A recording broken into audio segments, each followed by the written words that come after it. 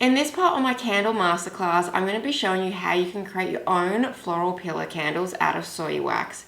So we're going to be doing a few new techniques in this one.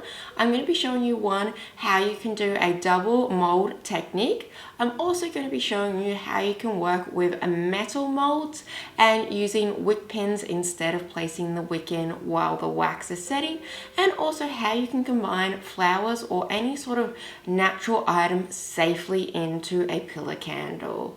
So I'm going to be covering all of that in this tutorial. For the floral pillar candle, I'm going to be using my metal molds that come with a pin. This pin is designed to be the place of the wick while your candle is setting, and then when you pull it out, you can then add in whatever wick you want. Now, this is just one particular design that you can get. There's so many different types of molds out there on the market, but I thought I'd show you this one today as it's quite a nice one, and I'll add the links to where you can get it all. Now, because we're adding our mold on top of our pin, we need to secure that because it does have a hole in it, and you will find that hot wax will just melt out even if it does have a pin in it, and it does seem pretty tight when you first place it on. You don't really think wax could get out of that, but it will. So what we need to do with our pin is we want to add a little bit of glue tack just around the base of it. And then when we place our mold over the top and push it down nice and hard, it's going to lock that into place, and we're not going to have any glue, any candle wax melt out. Now, you can get these in all different sizes, like this one that I have here, which is the exact same mold but just one size up. And for this floral pillar candle, we do need to have two molds, one smaller and one bigger, to create this piece. So I'm going to be using this one later on, but I'm going to start off by creating my pillar candle. So I'm going to be using my soy pillar wax today, and as I've gone over previously in past video, the difference between just a straight soy wax and a soy pillar wax is that soy pillar waxes are generally blends. And the reason why we want to use a soy pillar wax instead of just a soy wax is we want our wax to be able to come out of our molds. If we use a straight soy wax, you're going to find it's a bit more of a struggle to get it to remove easily, as straight soy waxes are designed to cling to your container, and that's why we use it in container candles. Now, we want to use a soy pillar wax, or you can use a paraffin pillar wax. It just depends on what look you're going for and which one you do prefer, because when your wax does cool, it's going to contract naturally, and it's going to make it a lot easier to be pulled out of the mold. Now, it's really cold in my studio, and this container is actually very, very cold at the moment. It's very cold to touch, and it's not what we want, because if I'm going to be pouring hot wax into that, it's going to affect the way that the wax sets, and it can end up making my candle crack. It's going to affect how strong the wax is going to be, because it's a really cold item with a really hot wax being poured into it. It can cause that wax to crack because it will set too fast. So what I'm going to do is use my heat gun just to warm up my mold slightly.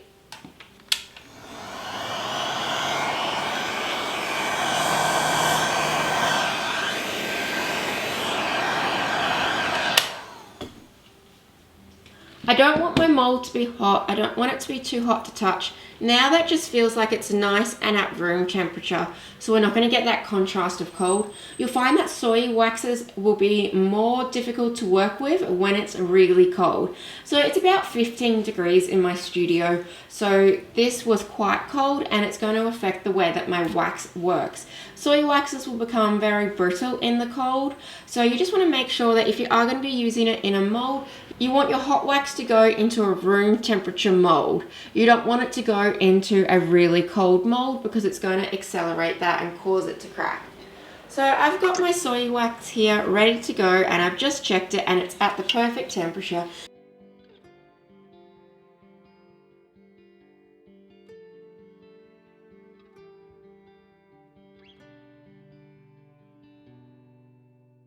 Now, depending on what type of pillar wax you use does depend on the temperature that you pour it out, so it's always good to double check, because some different types of pillar waxes will have different pouring temperatures, and it's really important to stick to those pouring temperatures, otherwise you might find that you'll get issues with tunneling. I'm going to leave this for a good few hours to set. I just want to leave it in the exact same spot that I poured it, in the same temperature room. I don't want to change the temperature by putting it in the fridge or trying to do anything to excel the setting process. I just want to let the wax set naturally. To know when your candle is ready to come out, it's pretty easy to tell. You should be able to see the wax has fully contracted in and is pulling away from the edge. You also want to do it when there's no heat to the candle anymore. So this is back down to room temperature, and it should slide just straight off and come out really easily. So all I'm going to do is pull my wick pen away and take the glue tack with it, and then I'm going to tip this upside down and give it a shake, and it should start to slide out. Just like that. The mold that I'm using today is called a cathedral mold. You can see that there's a curve and it dips into the center, and it's not completely flat across. The reason why I have chosen to use this one today is because cathedral candles are designed to tunnel down and burn. So very different from what we would want if we were doing a container candle, where we want all of the wax to melt evenly all at one go. Cathedral candles are actually designed to create a tunnel down, leaving the outer shell of wax. And the reason why I've chosen to use a cathedral style is because I'm going to be adding flowers around the outside. And by using a cathedral style candle, I'm going to have a candle that will burn straight down for the center, not giving the outside a chance to catch a light, because this candle isn't designed to burn evenly the whole way down. It's designed to tunnel burn down, leaving that outer edge where my flowers are. So this is probably the only candle that I would do with a lot of flowers in it, because flowers are flammable, and even though it is all over social media at the moment to add flowers in, especially into container candles, you do increase the risk of that candle becoming unsafe by adding in flammable items. So by doing a flower candle with a cathedral candle in the center, designed to only burn this wax and not the outside wax, we're going to have a lot safer candle. The base candle is now made, so it's time to add it in to a bigger mold where we can then melt up some more wax and add our flowers on. With this technique, you need the exact same mold, just larger. So go a few sizes up. So if you don't want to use a metal mold and you want to use a plastic mold, you need to have one smaller and probably 2 to 3 sizes bigger, depending on the flowers you want to add in. Because we're going to be placing this one back in to create our new candle. So I'm going to do the exact same steps that I started off with. I can use the same wick pin because it's the same size candle, and I'm going to be placing that back down, and then I can add my candle back on top. Just like that. And now I have got this area where I can add my new wax in, as well as adding in all of my flowers. So my wax is just about at the right temperature, and what I'm going to do first is pour a bit of wax about 1 centimeter to 2 centimeters in to my candle before I place my flowers in. And the reason behind this is, if I place all of my flowers in now and then pour my wax on top, I'm probably going to end up with gaps in my wax where the flowers are blocking that. And because the bottom of my container becomes the top of my candle, so when I pull it out, I'm going to be facing it up this way, like that. I need to make sure that this top part is fully coated in wax, because I want a nice, even and smooth finish on the top. So what I like to do is pour a little bit of wax in and then place my flowers. Now I've got an assortment of dry flowers. You can do whatever kind of colors you like. You just want to make sure they're dry, because obviously if you use fresh flowers, when you pour hot wax on them, that's not going to go too well, and fresh flowers will rot inside that wax. So we definitely want to go for dry flowers, whatever you like. I've got a little assortment here, but it's going to make your life a lot easier. You also want to make sure that your flowers will be able to fit. So if you're going to use really big flowers, like say a paper daisy / straw flower like this guy, you're going to want to make sure that your container is big enough to be able to fit that in, because I don't want to have to smush that down and destroy my flower in the process. So if you know you want to do big flowers, go another size up with your second container.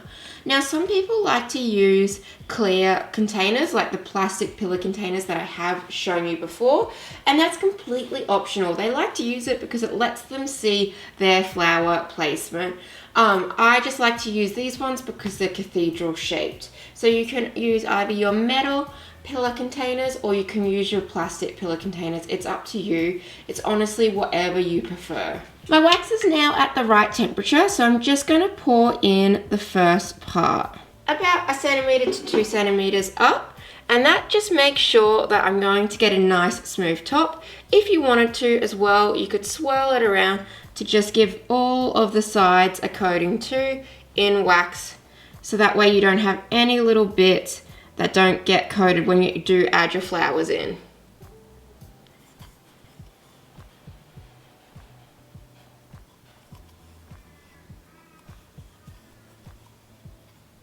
And now, because the bottom of my pillar container is going to be the top of my candle, I want to place all my flowers in accordingly. So instead of placing them in like this, because when I do pull it out of its mold, it's going to be upside down, I want to make sure that I'm placing all of my flowers in upside down.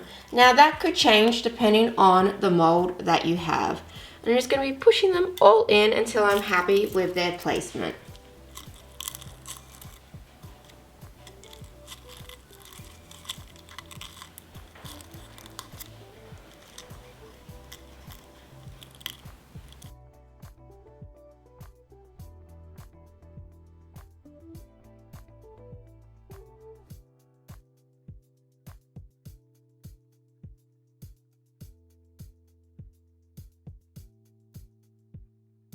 Now that I have a few flowers in, I'm just going to put a little bit more wax in. Now the reason why we're not pouring the wax the whole way to the top in the first go is because as you place more flowers inside, you're obviously going to be filling up more of that space. And if you fill your wax up the whole way to the top and then try to place your flowers in, you're going to find that it's going to end up just on the top of your table.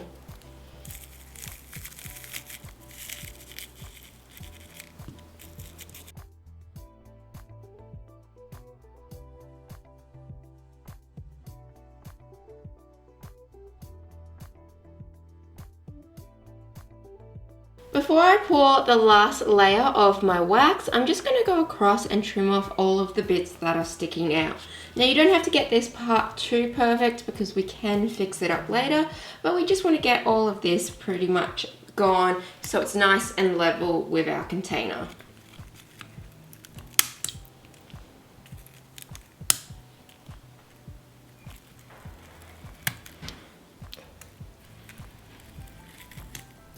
Once you have all of the flowers trimmed down, then you can just pour the final layer of wax in.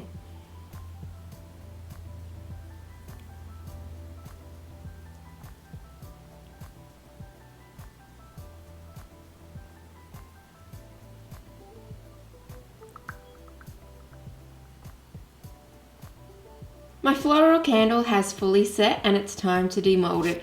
Do not worry if your bottom is uneven. I'm going to show you a little trick that you can do that's going to even that out. So I'm going to demold this by pushing my pin out and pulling that out, and then look how easy that just slid straight out. And now I've got a really beautiful candle. Now the next step we need to do is use our heat gun to just make sure that we can see a bit more of the flowers. It's very faint right now because we've got the full amount of wax covering the flowers. So by just adding a little bit of heat and just melting a little bit of that outside wax, we're going to make the flowers a lot more visible. Now if you do use paraffin wax, because paraffin wax does set with a semi-clear base, you'll be able to see the flowers a lot better if you don't want to have to melt the wax back. I'm just going to set my candle up on an upside down glass cup like that. So that way when the wax melts, it goes straight onto the table and doesn't pull at the bottom of the candle. I'm just using a glass one because it will be good with heat, but you could also use like any other cup that you had available. I'm just going to be using my heat gun to melt that outside edge.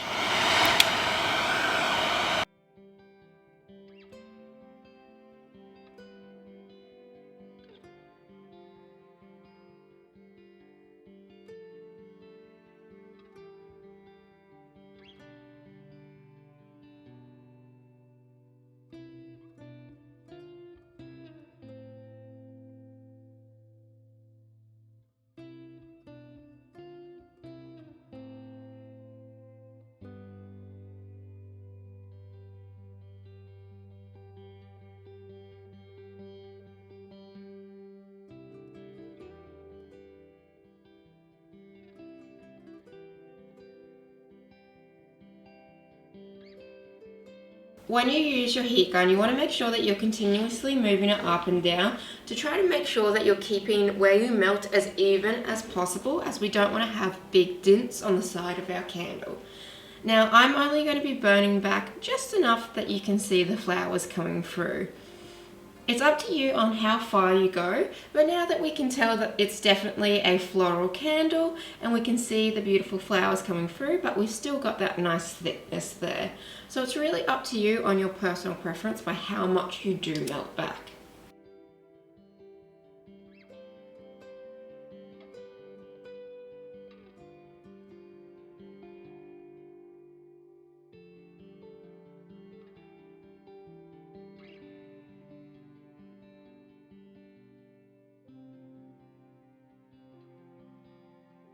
Now that I have the outside how I want it, it's time to add my wick in. So I'm just going to be placing that up through, and still don't worry about the bottom because we're going to be doing a little trick that's going to make that nice and smooth and even. But I'm going to be pressing my base into my wick, and then I can now add a little bit of heat and just even out that top where you can see the two candles joining. I don't want to do that until I've added my wick in because I obviously don't want wax running into the hole and blocking up the hole. So now that I have the wick in place, I can just melt a little bit of the surface of the top of my candle because I don't want to see where the two candles combine. So I'm just going to use my heat gun once again and just add a little bit in. You want to do this part once the wick is in because obviously we don't want any wax running into the hole and then blocking our hole, so we won't be able to place our wick in. So I'm just going to do a really light amount of heat.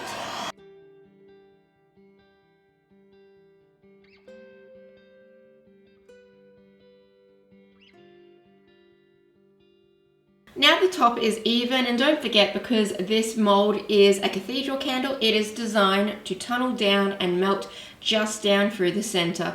So we've got a lot less possibility of any of this becoming a fire hazard because it's not designed to melt the full amount of wax, just the center, and to tunnel down. And we've got a nice smooth and even top now that we've just melted that top wax. You can't even see where the second pour was, as we've got that nice and evenness to this piece. To even out the bottom of this candle, what I'm going to do is use my hot plate here. So I'm not going to stick this obviously directly onto the hot plate because then I'll have wax all over my hot plate. But you can put down some baking paper because obviously this can withstand some heat because it's designed to go in the oven, and place this on top. Now this is just being used, so it's still hot, but it is currently off. So it's still got a lot of heat to it, and you can already see that the bottom of my candle is melting down, but my hot plate isn't currently on. And we're just gonna do that until we get a nice and even bottom to our candle. And it's really simple, and that's how we even out our candles.